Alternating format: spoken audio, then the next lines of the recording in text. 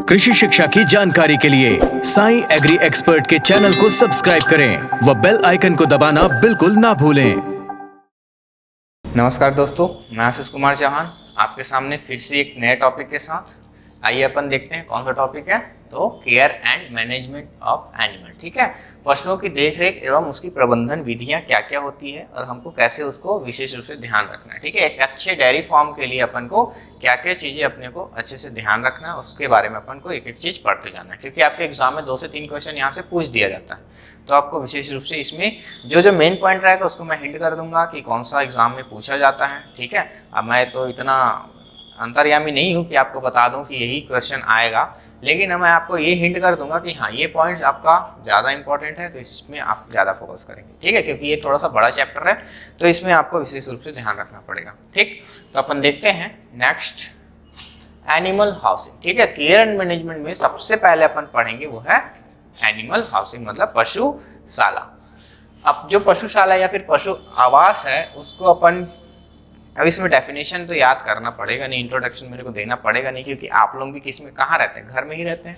उसी प्रकार एनिमल्स के लिए भी क्या बनाया जाता है, घर बनाया जाता है।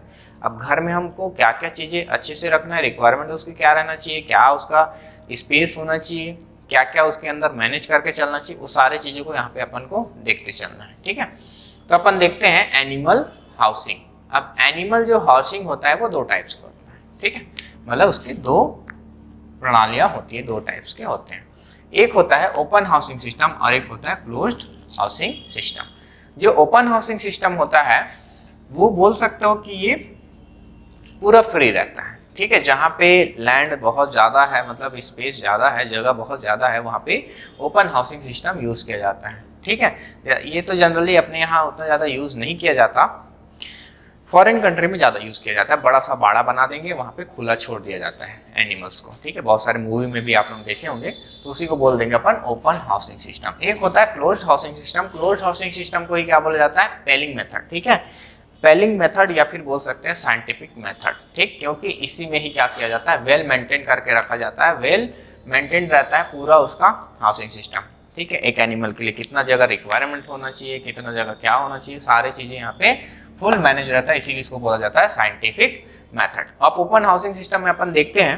ठीक है, यहाँ तक तो आपको समझ में आ गया होगा कि ओपन हाउसिंग सिस्टम क्या है और क्लोज हाउसिंग सिस्टम क्या है। ठीक, फिर open housing system. Open housing system हमारे देश में यह प्रणाली बहुत पुरानी है, मतलब ओल्डेस्ट मेथड है। सबसे पहले तो यही पॉइंट याद रखिएगा, ये सबसे बहुत पुरानी ओल्डेस्ट मेथड है।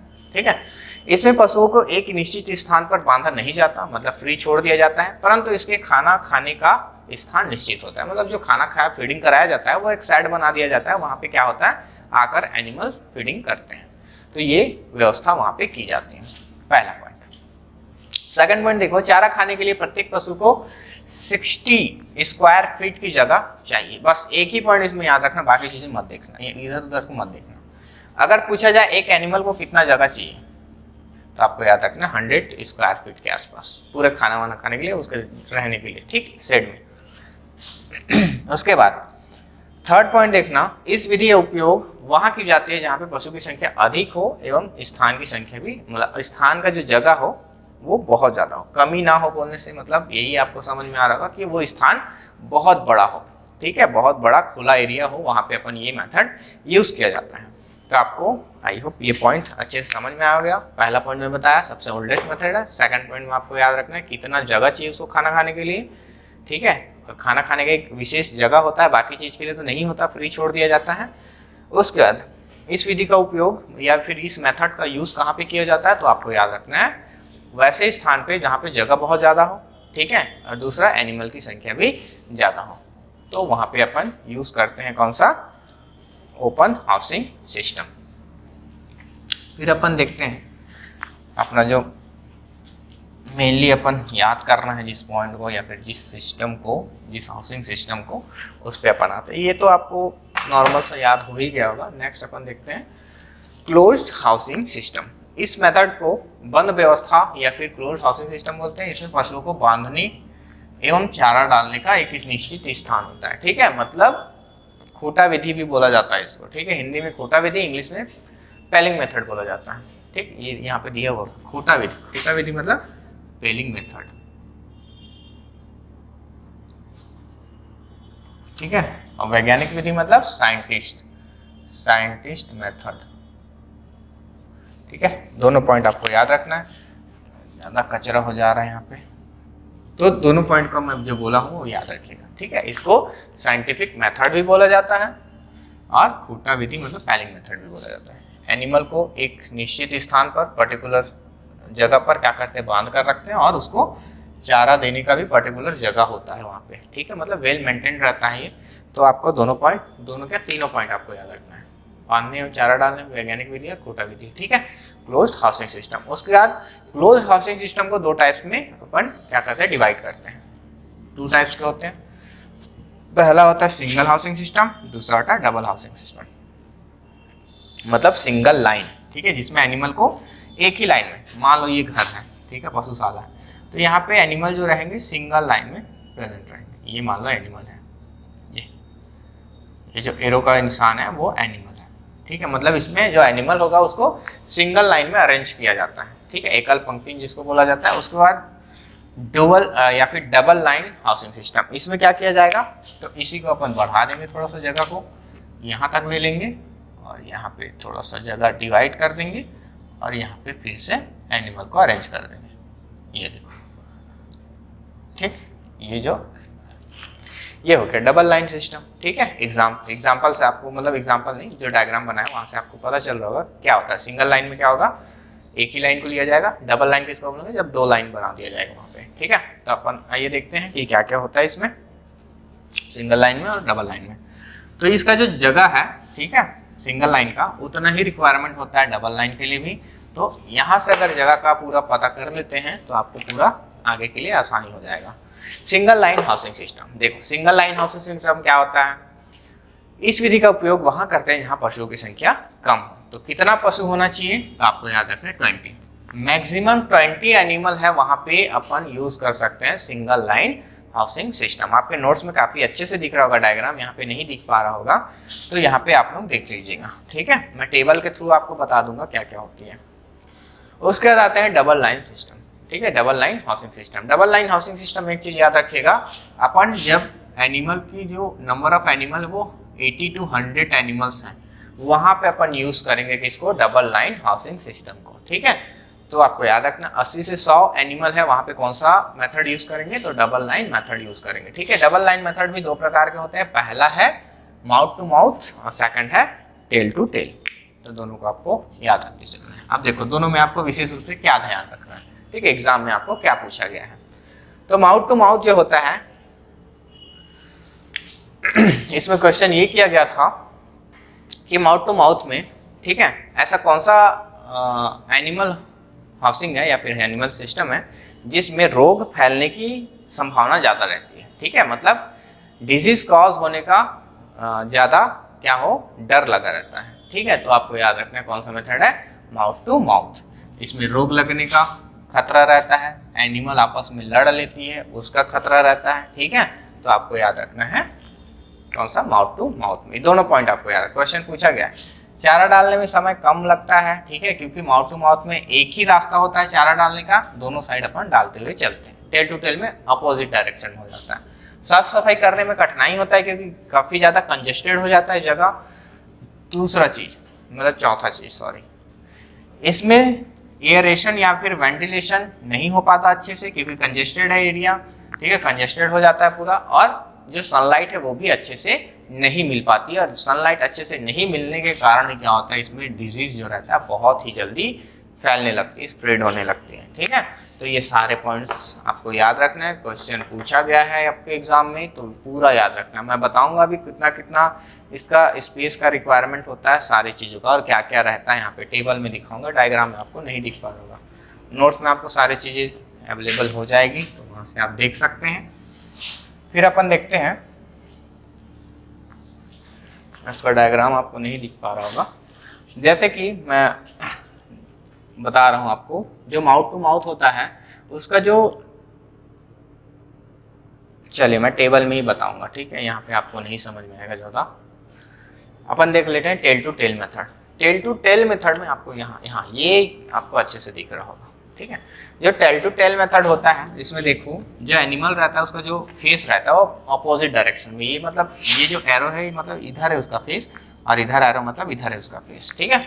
और ये क्या है, इसको क्या बोला जाता है, तो मेंजर बोला जाता है, हिंदी में नाद बोला जाता है। मेंजर्स मतलब वहां पे फीडिंग कराया जाता है, वहीं पे चारा को डाला जाता है, ठीक है। और ये वाला जो रास्ता है ना, ये वाली, ये क्या है, चारा डालने का रास्ता है। मतलब जो भी लेबर रहेगा यहीं से आप क्या करेगा, अंदर बढ़ेगा और सभी जो मेंजर्स रहते हैं पर्टिकुलर एक एक एनिमल्स के लिए उसमें क्या करता है, चारा डालते जाता है वो, ठीक है।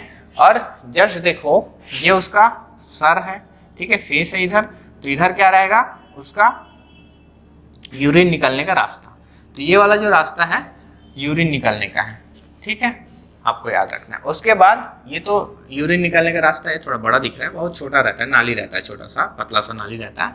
उसके बाद जस्ट यहाँ पे रहता है दूध निकालने का रास्ता है, फिर दूध ले जाने का रास्ता, ठीक है, दूध एवं सफाई करने का। तो दूध यहीं से ना निकालेंगे, अब यहाँ से इसको पार कर लेंगे, छोटा सा रहता है, दिखाने के लिए बड़ा कर दिया गया है। तो यहाँ से दूध निकाल लिया जाता है, फिर यहाँ से इस रास्ते से ले लिया जाता है दूध को, ठीक है। सेम एज इट इज यही होता है इधर का, जो इतना है पूरा सेम चीज होता है। तो आपको याद रखना है इतना कि कौन कौन सा यहाँ पे एनिमल हाउसिंग में रहता है, जगह का नाम। मेंजर्स होता है, चारा डालने का रास्ता होता है, पशु खड़ा होने की जगह, यूरिन को ड्रेनेज करने का व्यवस्था होना चाहिए, दूध को ले जाने का रास्ता होता है। बस इतना पॉइंट आपको याद रखना है। और टेल टू टेल में आपको क्या देखना है, जो एनिमल्स रहेंगे वो अपोजिट डायरेक्शन में रहेंगे, पहला पॉइंट। इसमें पशुओं की लड़ाई एवं रोग लगने का खतरा नहीं रहता, ठीक है, क्योंकि अपोजिट डायरेक्शन में एक दूसरे को नहीं देख पाएंगे, झगड़ा होगा नहीं, रोग भी एक दूसरे पे फैलेगा नहीं। क्यों, सबसे ज्यादा फैलता कैसे है, सांस से, ठीक है।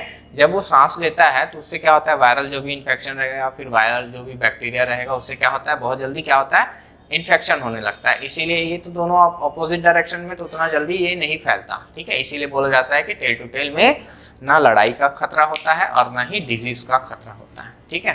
तो ये काफ़ी अच्छी रहती है, लेकिन ये थोड़ा सा स्पेस ज़्यादा लेती है। अब स्पेस कहाँ पे ले रही है, तो देखो यहाँ पे चारा डालने का जो जगह है वो डबल है, ठीक है, और वहाँ पे सिंगल था। एक ही लाइन से दोनों साइड अपन चारा डाल रहे थे और यहाँ पे दो चारा डालने का रास्ता है वो इंक्रीज हो जाता है। तो यहाँ पे आपको याद रखना है 4 से 5 फीट भी क्या होता है, इंक्रीज होता है। देखो अब ये जो टेबल है उसमें मैं आपको समझाता हूँ कि क्या चीज़ें होती हैं। पशुशाला की चौड़ाई मतलब उसका विड्थ, विड्थ कितना होता है, विड्थ कितना होता है, तो आपको याद रखना है 16 to 18 फीट, ठीक है, 16 to 18 फीट के आसपास रहता है, ठीक। और कौन सा, सिंगल रो सिस्टम का है, ठीक है, ये सिंगल रो है, सिंगल रो, और ये दोनों डबल रो है। उसमें भी ये माउथ टू माउथ है और ये टेल टू टेल है, ठीक है, दोनों आपको याद रखना। तो देखो माउथ टू माउथ में कितना रहता है, 32 के आसपास, 30 से 32 के आसपास रहता है उसका विड्थ, और टेल टू टेल में 34 से 35। तो ये आपको पता चल रहा होगा टेल टू टेल थोड़ा सा ज़्यादा स्पेस लेता है, बाकी सारी चीज़ें एज इट इज़ है, सेम टू सेम है, ठीक है। चारा डालने का रास्ता, चारा डालने का रास्ता मतलब वो रास्ता जहाँ पे अपन फीडिंग कराने के लिए फीड को ले जाया जाता है। तो कितना होता है, इसमें भी 4 पॉइंट से 4.5 होता है, 5 होता है, यहाँ पे 5 होता है, ठीक है, याद रखिएगा। उसके बाद नाद, नाद मतलब मेंजर, मेंजर जो उसका साइज होगा कितना होगा, तीनों का सेम होगा। पशु के लिए स्थान, जगह के रिक्वायरमेंट लगभग सेम होगा सभी के लिए, ठीक है, याद रखिएगा। यूरिन, यूरिन ड्रेनेज के लिए लगभग पूरा सेम रहेगा एज इट इज। दूध सफाई हम दूध निकालने के ये भी सेम है, बोला ना सबका सेम है, बस एक दो पॉइंट है जो अलग है। उसके बाद दीवार की चौड़ाई, जो एनिमल हाउसिंग बनाया जाता है उसका जो विड्थ रहता है, जो भी वॉल है उसका विड्थ कितना रहना चाहिए, तो आपको याद रखना है 0.75 से 1.0 फीट के आसपास मोटाई उसकी होनी चाहिए, ठीक है। उसके बाद कुल लंबाई, टोटल लेंथ ऑफ किसका, जो भी एनिमल हाउसिंग है, चाहे वो सिंगल रो, डबल रो में माउथ टू माउथ या फिर टेल टू टेल, तो आपको याद रखना है 102 और ये भी 102। बस चौड़ाई में थोड़ा सा ज़्यादा है, इसीलिए टेल टू टेल में जगह ज़्यादा लेता है माउथ टू माउथ के मुकाबले, ठीक है। तो इतना आपको याद रखना है, बाकी सारी चीज़ें आपको बन जाएंगे। तो यहाँ तक आपको याद हो गया होगा। अपन आगे देखते हैं। पशु के अलावा, ठीक है, एनिमल हाउसिंग के अलावा वहाँ पे और क्या क्या चीज़ें हमको व्यवस्था करके रखना है। तो यहाँ पे जो आपको याद रखना है वो मैं बताता हूँ, वैसे उतना है को ही मैं यहाँ पे नोट कर रहा हूँ। इसके अलावा भी बहुत सारी चीज़ें वहाँ पे होती हैं, तो आपके नोट्स में वो दिया गया है, यहाँ पे मैं ऐड नहीं किया हूँ। नोट्स में है तो उतना पढ़ने की जरूरत नहीं है, उतना आपको जानना भी नहीं है। जितना यहाँ पे बता रहा हूँ उतना को आप लोग याद करिए। देखिए,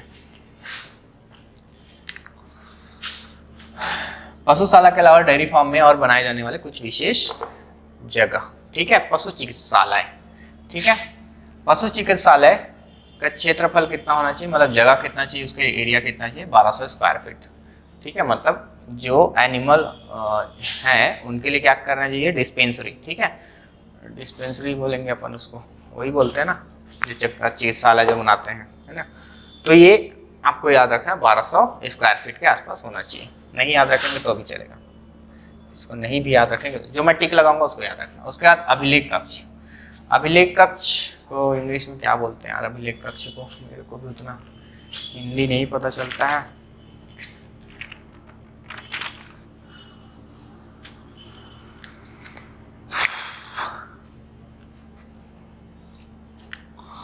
अभिलेख कक्ष नोट्स में आप लोग देख लीजिए, मेरे को समझ नहीं आ रहा हिंदी, इतना हिंदी मेरे को भी नहीं समझ में आ रहा, ठीक है। अभिलेख कक्ष आप नोट्स से देख लीजिएगा, इंग्लिश में क्या बोला जाता है, ठीक है, इसको याद रखेगा। उसके बाद बुल के लिए जगह, एक बुल के लिए कितना जगह चाहिए, तो याद रखना 120 से 180 स्क्वायर फीट के आसपास। उसके बाद सूखी गाय, मतलब ये बुल है, याद रखना ब्रीडिंग पर्पस के लिए, उसके लिए चाहिए, ठीक है। उसके बाद ये है ड्राई काउ।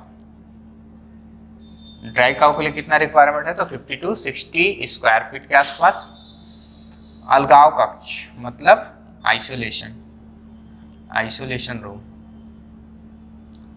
आइसोलेशन रूम मतलब अगर कोई पशु बीमार हो जाती है तो उसको ले जाते हैं अपन और अलग से उसको एक रूम में डाल देते हैं, उसका इलाज करते हैं, उसी को बोलते हैं आइसोलेशन रूम। तो आपको याद रखना है 150 स्क्वायर फीट, मतलब 150 स्क्वायर फीट के आसपास उसका जगह रहेगी।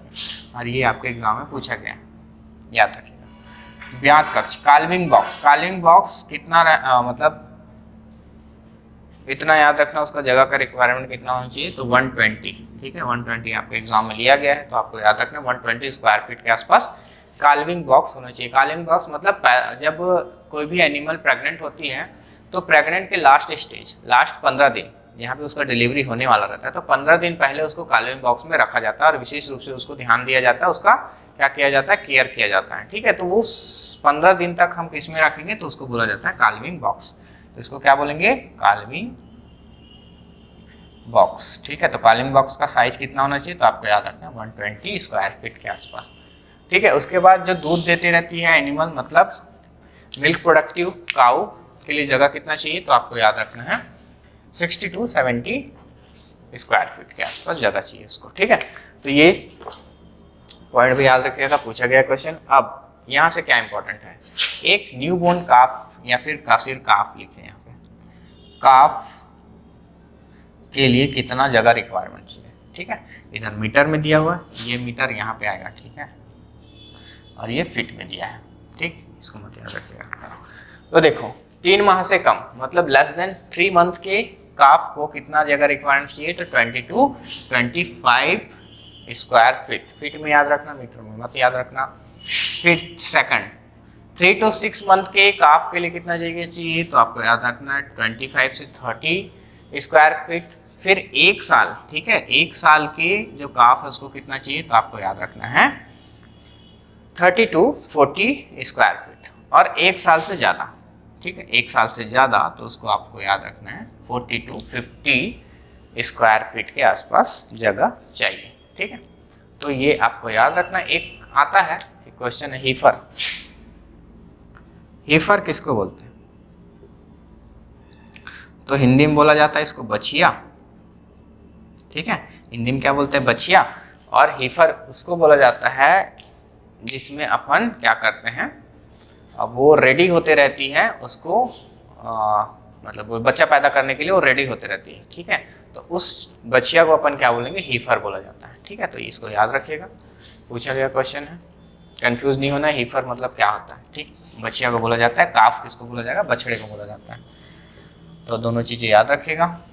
बाकी यहाँ से 2-3 क्वेश्चन पूछा गया तो मैं बता दिया आपको कहाँ से विशेष रूप से आपको पढ़ना है, किसको ध्यान में रखना है, किसको याद करके चलना है, ठीक है। तो यहाँ तक आपको समझ में आ गया होगा, ठीक है। अब इसके बाद अपन आगे देखते हैं और इसमें क्या क्या चीज़ें होती हैं। तो देखो, ड्राई काउ, जो ड्राई काउ होती है इसमें आपको क्या विशेष रूप से ध्यान रखना है कि ड्राई काउ किसे बोलते हैं और ड्राई काउ के लिए हमको कितने दिन का रिक्वायरमेंट चाहिए। तो ये दोनों पॉइंट से आपका क्वेश्चन पूछा गया है, तो मैं बताता हूँ आपको। और इसका एम क्या है, मेन ऑब्जेक्टिव क्या है, ड्राई करने का मेन ऑब्जेक्टिव क्या है। तो ड्राई काउ सबसे पहले जान लो कि क्या होता है। ड्राई काउ मतलब वो, ये बोल सकते हो, इसमें लिखा भी है, ऐसी गाय जिनसे हम दूध नहीं प्राप्त करते उसको अपन ड्राई काउ बोलते हैं, ठीक है। ड्राई काउ या तो वो प्रेग्नेंट भी हो सकती है या फिर वो बिना प्रेग्नेंट हो सकती है, ठीक है। बिना प्रेग्नेंट को ज़्यादातर अपन लेते हैं ड्राई काउ में, ठीक है। तो आपको याद रखना है, ड्राई काउ मतलब वो मिल्क प्रोडक्टिव काउ नहीं होगी, वो प्रेग्नेंट हो सकती है लेकिन नहीं, प्रेग्नेंट हो सकती है और प्रेग्नेंट नहीं भी हो सकती, दोनों को अपन ड्राई काउ में ले सकते हैं, लेकिन याद रखिएगा वो मिल्क प्रोडक्शन नहीं करती हो। तो ये पहला पॉइंट आपको याद रखना, मिल्क प्रोडक्शन नहीं करती हो, वो गर्भवती भी हो सकती है और गर्भवती नहीं भी हो सकती, ठीक है। दोनों का आपको याद रखना। अब ड्राई करने का जो ड्यूरेशन है वो कितना होना चाहिए, तो नॉर्मल आपको याद रखना है 60 डे, ठीक है, एग्जाम में लिया गया आंसर है। और जो देसी काऊ होती है, छोटी काऊ होती है, उसके लिए 90 डेज, ठीक है। अब देखो, इतना ड्यूरेशन तो लग गया उसको ड्राई करने में, ठीक है। इतना ड्यूरेशन अपन को लेते हैं, गैप छोड़ते हैं एक प्रेगनेंसी पीरियड से दूसरे प्रेग्नेंट करने तक का जो गैप है उसको अपन ड्राई पीरियड बोलते हैं, ठीक है। मतलब मान लो ये यहाँ पे प्रेग्नेंट हुई काऊ, बच्चा पैदा हुआ, उसका दूध देने बंद करेगी, ठीक है, यहाँ तक दूध देना बंद करेगी, फिर ये जो ड्यूरेशन है, ठीक है, यहाँ से लेकर यहाँ तक, फिर उसको प्रेग्नेंट किया जाएगा। तो यहाँ से लेकर यहाँ तक का जो ड्यूरेशन है वही कहलाता है ड्राई पीरियड, ठीक है। तो ये ड्यूरेशन कितना रखना चाहिए, या तो 60 रखना चाहिए या तो 90 रखना चाहिए। नॉर्मल 60 रखा जाता है, जो बहुत कमजोर काऊ रहती है उसको क्या करते हैं 90 रखा जाता है, ठीक है। तो दोनों पॉइंट आपको याद रखना है, वहाँ पे नोट कर दिया गया है, वहाँ से आप देख सकते हैं। अब करने का कारण क्या है, तो याद रखना ड्राई करने का एक ही कारण है कि जो प्रेग्नेंट हुई रहती है, डिलीवरी होता है तो उसके बॉडी में बहुत सारे न्यूट्रिएंट की कमी हो जाती है, टिश्यू डैमेज हो जाता है, तो वो सारी चीज़ों को क्या करना है, रिकवर करना है बॉडी में, ठीक है। क्योंकि जब हम प्रेग्नेंट करेंगे एनिमल को, तो वो उसकी जो बॉडी होनी चाहिए वो अच्छे से हेल्दी होनी चाहिए। तो हेल्दी होने के लिए उसमें सारी चीज़ें, न्यूट्रिशन उसमें होना चाहिए, ठीक है। जो भी टिश्यू डैमेज हुआ वो क्या हो, रिकवर हो जाना चाहिए। तो इसीलिए यही एम है ड्राई काउ करने का, ठीक है। ड्राई करने का यही उसका ऑब्जेक्टिव है, मेन ऑब्जेक्टिव है, तो आपको याद रखना है। और इससे क्या फायदा होता है, तो शरीर में पोषक तत्वों की कमी को पूरा किया जा सकता है और मिल्क प्रोडक्शन में थोड़ा सा इंक्रीज किया जा सकता है, ठीक है। तो ये दोनों पॉइंट आपको याद रखना है। तो यहाँ तक आपको समझ में आ गया होगा कि ड्राई काउ किसे बोलते हैं। ये पॉइंट नहीं भी याद रखेंगे तो भी चलेगा, क्या यूज़ किया जाता है, ठीक है। और बोल सकते हो कि कैसे उसको किया जाता है। तो धीरे धीरे, अचानक एकदम से उसको दूध निकालना बंद नहीं करना है। ड्राई करना मतलब दूध निकालना बंद करना है उससे, क्योंकि दूध से ही क्या पूरा न्यूट्रिशन उसके बॉडी का निकलते रहता है।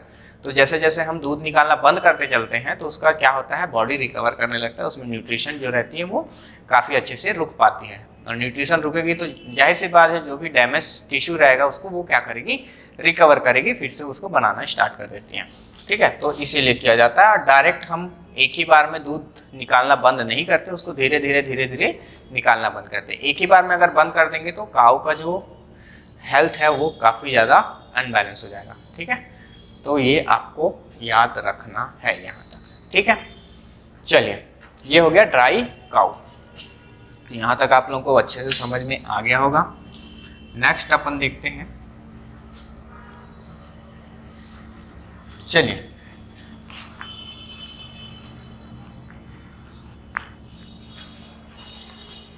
इसको अपन यहीं तक कंप्लीट करते हैं। तो आई होप आप लोग को यहाँ तक अच्छे से क्लियर हो पाया होगा। आप लोग एक दो बार, कम से कम 2 बार तो देखिएगा। केयर मैनेजमेंट थोड़ा सा बोरिंग चैप्टर है, तो इसको आप लोग देखिएगा। एनिमल हाउसिंग में क्या क्या चीज़ें मैं बताया हूँ वो टेबल अच्छे से याद कर लीजिएगा, ठीक है। कौन कौन से हाउसिंग सिस्टम में क्या क्या एडवांटेज है, डिसएडवांटेज, वो याद कर लीजिएगा, ठीक है। उसके बाद क्राइटेरिया क्या रखना चाहिए सिंगल रो में और डबल रो में, किस किस नाम से उसको जाना जाता है वो याद रख लीजिएगा। उसके बाद जो अपन देखे ड्राई काउ, ठीक है, ड्राई काउ, और उससे पहले ये देखे थे कि एनिमल हाउसिंग के अलावा और क्या क्या वहाँ पे व्यवस्था होनी चाहिए। तो सारे जैसे कॉलिंग बॉक्स हो गया, आइसोलेशन हो गया, ड्राई काउ के लिए जगह हो गया, प्रोडक्टिव काउ के लिए जगह हो गया, बुल के लिए जगह हो गया, तो ये सारे रिक्वायरमेंट जो है जगह के वो आपको याद रखना है। उसके बाद मैं बताया ड्राई काउ किसे बोलते हैं, ड्राई काउ का डेफिनेशन याद रखना है, कितने दिन के लिए किया जाता है वो याद रखिएगा, व्यापम 60 को आंसर लिया वो याद रखना। उसके बाद उसका ऑब्जेक्टिव क्या है वो याद रखिएगा, उससे फायदा क्या होता है, एडवांटेज क्या होता है वो याद रखिएगा। बस इतना पॉइंट्स आपको ड्राई काउ में याद रखना है। बाकी अपन नेक्स्ट देखते हैं कि इसके अंतर्गत अभी केयर एंड मैनेजमेंट बचा है, ठीक है, इसके अलावा और क्या क्या चीज़ें हैं उसको नेक्स्ट वीडियो में देखेंगे। तो ये छूटे हुए हैं, तो आइए अपन डायरेक्ट देखते हैं कि क्या क्या हमको जानना है केयर एंड मैनेजमेंट में, ठीक है।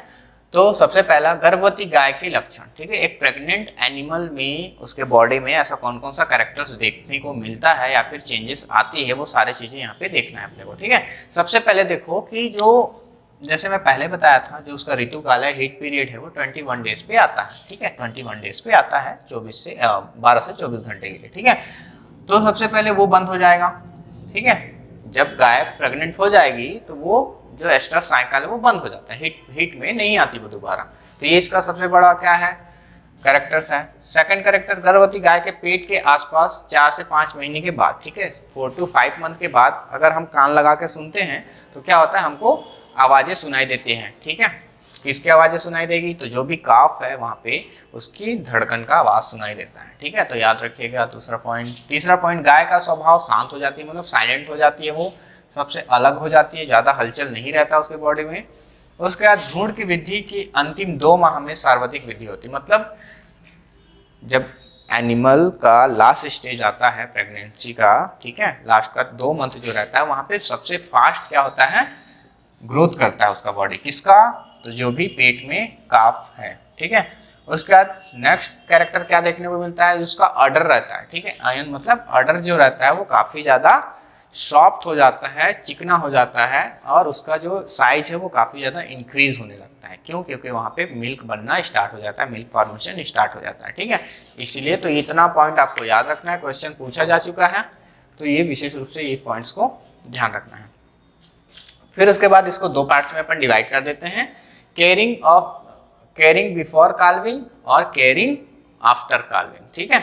तो ब्याने से पहले, ठीक है, क्या क्या अपने को देखना है, तो देखो सर्वप्रथम गर्भवती गाय को अन्य गायों से अलग कर देना चाहिए, ठीक है, ताकि लड़ाई झगड़ा ना हो और जो प्रेग्नेंट गाय हो उसको नुकसान ना पहुंचे। सेकंड में, गाय के ब्याने के अंतिम 3 माह में विशेष देखरेख करना चाहिए, उसका जो खाने का जो रूटीन है वो अच्छे से ध्यान रखना चाहिए, और जो उसका न्यूट्रिशन होगा उसमें थोड़ा सा बढ़ोतरी किया जाता है। तो कॉन्सनट्रेट 1 से 1.5 kg ज़्यादा देना चाहिए, ठीक है, 1 से 1.5 kg एक्स्ट्रा, जितना हम दे रहे हैं नॉर्मल उससे 1 से 1.5 kg हमको ज़्यादा ही देना है, ठीक है। कॉन्सनट्रेट मतलब दाना उसको ज़्यादा देना है। उसी को क्या बोल दिया जाता है, particular stemming up. Stemming up मतलब जो भी प्रेग्नेंट एनिमल है उसको क्या करना, आहार जो फीडिंग है या फिर न्यूट्रिशन है उसको एक्स्ट्रा देना, उसको क्या बोला जाता है, स्टेमिंग अप, ठीक है, स्टेमिंग अप। नेक्स्ट है, गर्भवती गाय को ब्याने से 2 से 3 माह पूर्व सुखा लेना चाहिए, ठीक है। जो ड्राई वाला मैं बता रहा था, पहले वीडियो में बताया था केयर एंड मैनेजमेंट का फर्स्ट पार्ट में, कि जो भी ड्राई पीरियड है वो कर लेना चाहिए, ठीक है। अगर ड्राई पीरियड अपन विशेष रूप से ध्यान दे रहे हैं, मतलब जो गाय रहेगा वो अच्छे से अपने बॉडी का रिकवर करके जो नेक्स्ट जो प्रोजेनी बनाते रहती है वो काफ़ी अच्छे से बनाती है, ठीक है। अब देखो थनैला रोग से बचाने के लिए क्या किया जाता है, थन छिद्र को क्या करते हैं लास्ट स्टेज में काफ़ी ज़्यादा सेंसिटिव हो जाता है, जब इंक्रीज होने लगता है उसका अडर तो क्या होता है, उसका जो टीथ्स रहता है वो काफ़ी ज़्यादा सेंसिटिव हो जाता है, और सेंसिटिव होने के कारण उसका जो वहाँ पे जो छेद रहता है, ठीक है, जहाँ से दूध निकलता है वो काफ़ी ज़्यादा सेंसिटिव हो जाती है, मतलब खुल जाती है वो जगह। तो खुलने के कारण क्या होता है, वहाँ से बैक्टीरिया काफ़ी जल्दी इन्फेक्शन पहुँचा सकते हैं, तो उस जो छेद रहता है उसको क्या करते हैं अपन टेप लगाकर बंद कर दिया जाता है, ठीक है। तो ये पॉइंट आपको विशेष रूप से ध्यान रखना है। देन अपन देखते हैं ब्याने के 15 दिन पहले, ठीक है, ब्याने के 15 दिन पहले अपन क्या करते हैं, मैं बताया था आपको, काल्विंग बॉक्स में रखा जाता है। काल्विंग बॉक्स में रखने के बाद अच्छे से उसका केयर किया जाता है ताकि जो भी काफ हो उसको किसी प्रकार का नुकसान ना हो, और जो भी प्रेग्नेंट काफ हो उसको अच्छे से अपन न्यूट्रिशन दें और अच्छे से उसका मैनेजमेंट कर सकें, ठीक है। तो उसके लिए उसको क्या किया जाता है, 15 दिन पहले काल्विंग बॉक्स में रख दिया जाता है। उसी को क्या बोल दिया जाता है, उस 15 दिन की अवधि को या फिर 15 दिन के ड्यूरेशन को डाउन कवर बोलते हैं, ठीक है। पर्टिकुलर उसको वर्ड यूज किया जाता है डाउन कवर, तो आपको याद रखना वो 15 दिन जो काल्विंग बॉक्स में रखा जाता है उसी को बोला जाता है डाउन कवर, ठीक है। तो ये आपको विशेष रूप से ध्यान रखना है। उसके बाद जो काल्विंग बॉक्स होता है वो तो मैं बता दिया कितना होना चाहिए, लेकिन अगर इस टाइप का भी क्वेश्चन आता है तो आपको याद रखना है 12 × 12 फीट के आसपास। उसके बाद गाय को दूध जर से बचाने के लिए, ठीक है, मिल्क फीवर से बचाने के लिए क्या किया जाता है, तो याद रखना जैसी काऊ लास्ट स्टेज आता है 2-3 दिन पहले, डिलीवरी होने से 2-3 दिन पहले उसमें दूध बनना स्टार्ट हो जाता है, मतलब बन जाता है, ठीक है। तो उस दूध को अपन निकाल देते हैं, ठीक है। तो उससे क्या हो जाता है, जो मिल्क फीवर है वो नहीं होता, लेकिन उसको नहीं करना चाहिए। इससे क्या डर रहता है, अबॉर्शन होने का भी डर रहता है और बच्चे को भी खतरा रहता है, ठीक है। तो इसलिए ये नहीं करना चाहिए। अगर हम करते हैं तो उसको पर्टिकुलर एक वर्ड बोला जाता है जिसको बोला जाता है प्रीनेटिंग, ठीक। तो आपको याद रखना है प्रीनेटिंग क्या होता है। तो बच्चा पैदा होने से पहले, डिलीवरी होने से पहले प्रेग्नेंट एनिमल से दूध निकाल लेना क्या कहलाता है, प्रीनेटिंग कहलाता है। लेकिन हमको ये प्रोसेस नहीं करना चाहिए, इसको विशेष रूप से ध्यान रखिएगा, ठीक। तो ये तो हो गया आपका बिफोर काल्विंग, ठीक है, मतलब बच्चा पैदा होने से पहले का। अब बच्चा पैदा होने के बाद क्या क्या विशेष रूप से अपने को ध्यान देना है, ठीक है। बच्चा पैदा हो गया, ठीक। अब उसको क्या करेंगे, जो भी बछड़ा निकला उसको हल्का सा गुनगुने पानी से साफ करते हैं। उसकी माँ तो उसको साफ करेगी ही, लेकिन उसके अलावा भी हमको क्या करना है, गुनगुने पानी से बच्चे को साफ करना है। प्रसूति के बाद शरीर में जो जल की कमी होती है उसको पूरा करने के लिए क्या किया जाता है, तो गर्म पानी पिलानी चाहिए। किसको, तो जो भी प्रेग्नेंट एनिमल, ये जो डिलीवरी की है जो भी काऊ उसको पिलानी चाहिए, ठीक है। ब्याने के बाद आहार में 70% TDN, TDN मतलब टोटल डाइजेस्टिव न्यूट्रिएंट, ठीक है, वो देना चाहिए। 60 से 80% तक DCP मतलब डाइजेस्टेबल क्रूड प्रोटीन देना चाहिए। किसको, जो भी डिलीवरी की है काऊ उसको। उसके बाद तुरंत बाद गुड़ और गेहूं का चोखा खिलाना चाहिए। इससे क्या होता है, मिल्क प्रोडक्शन इंक्रीज होता है और उसको जो भी न्यूट्रिशन की कमी होती है वो भी पूरी हो जाती है। तो ये सारे पॉइंट आपको याद रखना है। मैं क्या क्या बताया, ब्याने के बाद गाय को गुनगुने पानी से साफ करना चाहिए जो बच्चा होगा उसको। उसके बाद प्रसूति के बाद जो उसके बॉडी में पानी की कमी होती है, ठीक है, जो भी डिलीवरी की है एनिमल उसको हल्का गुनगुना पानी पिलाना चाहिए। उसके बाद उसके जो फीडिंग कराएंगे, ठीक है, उसके बाद जो फीडिंग कराएंगे तो उसमें 70% तक TDN होना चाहिए, टोटल डाइजेस्टिव न्यूट्रिशन। उसका 60 to 80% DCP होना चाहिए, मतलब डाइजेस्टेबल क्रूड प्रोटीन। ये रिक्वायरमेंट उनको देना है। क्यों, क्योंकि वो क्या होगा, मिल्क प्रोडक्शन जब स्टार्ट करेगी तो उसके बॉडी में हमको एक्स्ट्रा क्या चाहिए, न्यूट्रिशन चाहिए उसके लिए। उसके बाद जैसे डिलीवरी होती है उसके बाद हमको क्या देना चाहिए, तो गुड़, ठीक है, गुड़ देना चाहिए। 1 ढेला गुड़ दे देंगे और चोखा, ठीक है, किसका, गेहूं का चोखा खिला देते हैं। उससे क्या होता है, उसको काफ़ी ज़्यादा एनर्जी मिलता है, ठीक है, एनर्जी तो मिलता ही है, साथ साथ जो मिल्क होता है उसका प्रोडक्शन भी बढ़ता है, ऐसा बोला जाता है गांव में भी। तो आपको इतना विशेष रूप से ध्यान रखना है। अपन देखते हैं नेक्स्ट। तो सारे पॉइंट याद करते चलिएगा, जो जो टर्मिनोलॉजी बताते जा रहा हूँ उसको याद रखिएगा, ठीक है। और नोट तो करते ही चलिए, नोट जब तक नहीं करोगे तब तक कोई चीज़ें समझ में नहीं आएगा। ये धोखे में मत रहिएगा कि आपको नोट अवेलेबल हो जाएगा तो आपको सारी चीज़ें समझ में आ जाएगा। जो क्लास में नोट करोगे उसका जो रिजल्ट है अलग ही रहता है, और जो बना बुना नोट्स रहता है उसका अलग ही रहता है। उसके बाद खनिज तत्वों की पूर्ति के लिए, मतलब मिनरल्स का जो भी कमी हुई है बॉडी में उसको पूरा करने के लिए क्या करते हैं, 50 से 60 ग्राम नमक सॉल्ट खिलाते हैं उसको, और हड्डी का बोन मील उसको देना चाहिए, ठीक है, ताकि उसमें जो भी फास्फोरस, कैल्शियम या फिर आयोडीन की जो कमी हुई है बॉडी में उसको अपन क्या कर सके, फुलफिल कर सके। ये पॉइंट याद रखना। उसके बाद गाय के ब्याने के बाद हरी एवं रसीली चारा नहीं देना चाहिए। तो याद रखिए, ये तो हम जब प्रेग्नेंट रहती है तब भी नहीं देते, और प्रेगनेंसी के बाद मतलब डिलीवरी के बाद कुछ दिन तक हम हरा चारा और रसीला चारा उसको नहीं खिलाते हैं। ठीक है, क्यों नहीं खिलाते हैं? तो आपको याद रखना है डाइजेशन वो अच्छे से नहीं कर पाती, प्लस वो काफ़ी ज़्यादा सेंसिटिव रहती है उस टाइम। ठीक है, तो उसको अपन ये चीज़ें नहीं खिलाना चाहिए। गाय के द्वारा ब्याने के 6 से 7 घंटे में जो उसका जेर मतलब प्लेसेंटा, ठीक है, वो गिर जाना चाहिए। ठीक है, कहाँ से? तो उसके जो भी वेजाइना रहता है वहाँ से 6 से 7 घंटे के अंदर, 8 घंटे के अंदर गिर जाना चाहिए। 8 घंटे बाद गिर रहा है, नहीं गिर रहा है, तो हमको याद रखना है उसको हमको डॉक्टर को बुलाकर दिखाना पड़ेगा, नहीं तो जो पशु रहती है, जो एनिमल रहती है, उसकी जान भी चले जाती है। ठीक है, तो उसका गिरना बहुत ही ज़्यादा इंपॉर्टेंट है, तो 6 से 7 घंटे में वो गिर जाना चाहिए। ठीक है, उसके बाद गाय में 20 से 21 दिन बाद सामान्य हो जाती है, मतलब अपना बॉडी रिकवर कर लेती है। 20 से 21 दिन बाद हम उसको हरा चारा खिलाना स्टार्ट कर देते हैं। ठीक है, या फिर बोल सकते हो गाय के ब्याने के 2-3 दिन बाद हम हरा चारा खिलाना स्टार्ट कर सकते हैं, और 20 से 21 दिन बाद हम उसको साइलेज वाइलेज सभी चीज़ें खिलाना स्टार्ट कर देते हैं। ठीक है, तो यहाँ तक आपको विशेष रूप से ध्यान रखना है आफ्टर काविंग। ठीक है, उसके बाद यहाँ तक आपको पूरे अच्छे से समझना है। ठीक है, जो प्रेग्नेंट काऊ है उसमें क्या क्या कैरेक्टरिस्टिक देखा जाता है, उसके बाद प्रेग्नेंट रहती है तो उसमें क्या क्या चेंजेस आता है उसके बॉडी में। ठीक है, जो भी काफ है उसमें क्या क्या चीज़ें हो रही है, उसको क्या क्या न्यूट्रिशन प्रोवाइड करना चाहिए। उसके बाद प्रेग्नेंट डिलीवरी के बाद, ठीक है, डिलीवरी के बाद क्या क्या हमको विशेष रूप से ध्यान देना है, वो सारी चीज़ें, कैसा उसका मैनेजमेंट करना है, खाने का, उसके रखने का, सारे चीज़ों को आपको एक एक पॉइंट को याद करते हुए चलना है। उसके बाद अपन आते हैं, नेक्स्ट है न्यू बोर्न काफ का केयर कैसे करना है।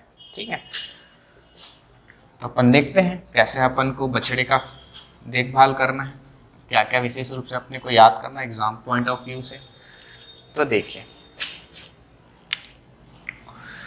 सबसे पहले जो बछड़ा पैदा हुआ, ठीक है, जो भी काफ निकला, उसमें उसको क्या करेंगे हम अच्छे से साफ करेंगे। ठीक है, पहले तो उसकी माँ उसको चाट चाट कर साफ करेगी ही करेगी, उसके बाद भी हमको साफ करना ही है उसको। ठीक है, अब हमको उसको क्यों चाटने देना चाहिए उसकी माँ को?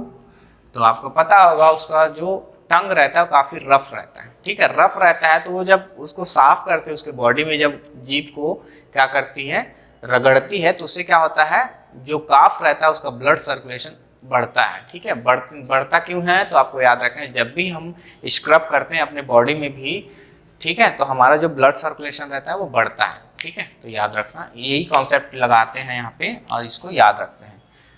तो इससे बछड़े में रक्त संचार बढ़ती है, बोल रहे हैं, किससे? जब पशु अपने बच्चे को चाटती है। ठीक, तो यहाँ तक आपको याद रखना है। उसके बाद बछड़े की नाल ऊपर से 5 सेंटीमीटर, नाल मतलब अम्बिलिकल कॉर्ड, ठीक है, अम्बिलिकल कॉर्ड जो रहता है, ठीक है, जो माँ को और बच्चे को जोड़ के रखती है, उसी से उसको पेट में जब रहती है, जो भी काफ रहती है, उसको न्यूट्रिशन प्रोवाइड होता है। तो उस जो अम्बिलिकल कॉर्ड रहता है वो बच्चे के नाभि से 5 सेंटीमीटर छोड़कर कट किया जाता है, किससे? तो जीवाणु रहित कैंची से, सैनिटाइज नाइफ से अपन उसको कट कर देते हैं। ठीक है, तो ये याद रखिएगा कितना दूरी में, 5 सेंटीमीटर। उसके बाद बछड़े के जन्म के 2 सप्ताह या फिर 20 दिन तक उसको क्या करते हैं, खीस और संपूर्ण दूध की मात्रा पिलाते हैं। खीस का याद रखना, 3 दिन तक तो मिलेगा ही मिलेगा उसको खीस। ठीक है, 3 दिन तक उसको खीस पिलाना चाहिए, कोलोस्ट्रम देना चाहिए। बाकी उसके बाद धीरे धीरे उसको मिल्क का थोड़ा थोड़ा मात्रा अपन स्टार्ट करते हैं देना। ठीक है, एक साथ बहुत सारा मिल्क अपन नहीं पिलाएंगे, डाइजेशन में उसको प्रॉब्लम होता है। ठीक है, तो यहाँ तक आपको याद रखना है न्यूबॉर्न काफ में। उसके बाद अपना आगे देखते हैं, अब कितना मात्रा में दूध पिलाना चाहिए। ठीक है, तो देखिए 20 से 30 दिन मतलब बहुत ही छोटा काफ रहेगा, उसको अपन उसके बॉडी के 1/15, ठीक है, संपूर्ण दूध का 1/15 बॉडी वेट के अनुसार पिलाते हैं उसको। सेपरेटा मिल्क का 120, जब वो 1 से 2 मंथ का हो जाता है तो 120, 1/20, ठीक है, और जब वो 100 टिल मतलब 3 महीने के आसपास जब हो जाता है तो आपको याद रखना है 1/25। और एक क्वेश्चन पूछा जाता है एग्जाम में, बहुत बार पूछा गया है कि एक काफ को, ठीक है, बस काफ लिखा हुआ था, कितना देना चाहिए दूध की मात्रा? तो आपको याद रखना है 10 to 15% देना चाहिए उसके बॉडी वेट के अनुसार। ठीक है। अगर बटे में पूछे तो 110 से 115, ठीक है, पार्ट ऑफ बॉडी वेट, ठीक है, 110 to 115 part of body weight. ये दोनों पॉइंट ऐड कर लीजिएगा अपने नोट्स में, पूछा गया क्वेश्चन है। उसके बाद अपन आगे देखते हैं और क्या क्या प्रोसेस किया जाता है न्यूबॉर्न काफ में। तो एक किया जाता है डिसबर्डिंग, ठीक है, सिंग रोधन जिसको बोलते हैं। तो न्यूबॉर्न काफ में डिसबर्डिंग किया जाता है, यहाँ पे इंग्लिश में लिख लेना और हिंदी वाले भी इंग्लिश में लिख लेना, डिसबर्डिंग। सिंग रोधन को डीहॉर्निंग बोला जाता है। तो डीहॉर्निंग अपन एडल्ट एनिमल में करते हैं, ठीक है। तो सिंग रोधन की जो प्रोसेस है, अगर न्यूबॉर्न काफ में 10 से 15 दिन के बीच, 1 से 2 वीक के बीच अगर कर रहे हैं तो उसको क्या बोलेंगे, डिसबर्डिंग बोला जाता है। उसमें क्या किया जाता है, गर्म किया जाता है एक लोहे को, और उसके जो बर्ड्स निकला रहता है, जो जहाँ से हॉर्न निकलने रहता है वहाँ पे उसको मढ़ा देते हैं, ठीक है। तो क्या हो जाता है, वो दब जाता है और वहीं पे बैठ जाता है, फिर वो क्या हो जाता है, इनएक्टिव हो जाता है, बढ़ता ही है, ठीक है। उसी को बोल दिया जाता है डिसबर्डिंग। उसके बाद 15 दिन की उम्र में सबसे पहला टीका लगाना चाहिए गलघोटू का, मतलब हेमोरेजिक सेप्टिसिमिया। हेमोरेजिक सेप्टिसिमिया का टीका लगाना चाहिए। अपन डिजीज वाला जब चैप्टर पढ़ेंगे तो वहाँ पे मैं बताऊंगा कौन कौन सा वैक्सीन होता है, ठीक है। उसके बाद 3 माह के बाद एंथ्रेक्स का टीका लगाना चाहिए, मतलब वैक्सीन लगाना चाहिए। उसके 15 दिन बाद, 3 मंथ 15 दिन बाद फिर ब्लैक वाटर का टीका लगाना चाहिए। तो सीक्वेंस याद रखना, सबसे पहले अपन लगाएंगे हेमोरेजिक सेप्टिसिमिया का, और क्वेश्चन भी पूछा जाता है ऐसा कौन सा डिजीज है जो न्यूबॉर्न काफ में सबसे ज्यादा देखा जाता है, तो आपको याद रखना हेमोरेजिक सेप्टिसिमिया गलघोटू को, ठीक है। और ऐसा कौन सा डिजीज है जिसमें निमोनिया के लक्षण दिखते हैं, तब भी आपको याद रखना है गलघोटू। सारे क्वेश्चन पूछा गया है, ठीक है। मैं डिजीज का जब पढ़ाऊंगा तो वहाँ पे क्लियर करूंगा आपको। तो दोनों पॉइंट याद रखना, सबसे पहले गलघोटू का टीका लगाएंगे, फिर एंथ्रेक्स का लगाएंगे, फिर उसके बाद लंगड़ी रोग का। तो आपको पता चल रहा होगा लंगड़ी रोग एडल्ट में होता है, ठीक। इससे आपको पता चल जाएगा, कॉन्सेप्ट क्लियर हो जाएगा। फिर बछड़े के शरीर का भार औसतन 500 ग्राम प्रतिदिन बढ़ता है, ठीक है। एक काफ का जो बॉडी वेट है हर दिन 500 ग्राम उसका बढ़ता है, बशर्ते उसको अच्छा न्यूट्रिशन मिलना चाहिए, ठीक है। बछड़ों को 2 सप्ताह बाद सूखी घास खिलाना स्टार्ट कर देना चाहिए, मतलब 15 दिन बाद क्या है, सूखी घास, उसको सूखी घास मतलब हे, ठीक है, हे खिलाना स्टार्ट कर देना चाहिए। और 1 महीने के बाद, 4 वीक के बाद साइलेज खिलाना, मतलब हरा चारा खिलाना उसको स्टार्ट कर देना चाहिए, ठीक है। ये पॉइंट भी आपको याद रखिएगा। बछड़ों को 12 से 18 सप्ताह की आयु में 1.25 kg दाना और 1 kg सपरेटा मिल्क देना स्टार्ट कर देना चाहिए। तो वो उतना इंपॉर्टेंट नहीं है, लेकिन ये सारे लास्ट को छोड़कर, ठीक है, सारे पॉइंट्स इंपॉर्टेंट है, क्वेश्चन पूछा गया है आपके एग्जाम में, तो आपको विशेष रूप से इसको ध्यान रखना है। नेक्स्ट देखते हैं,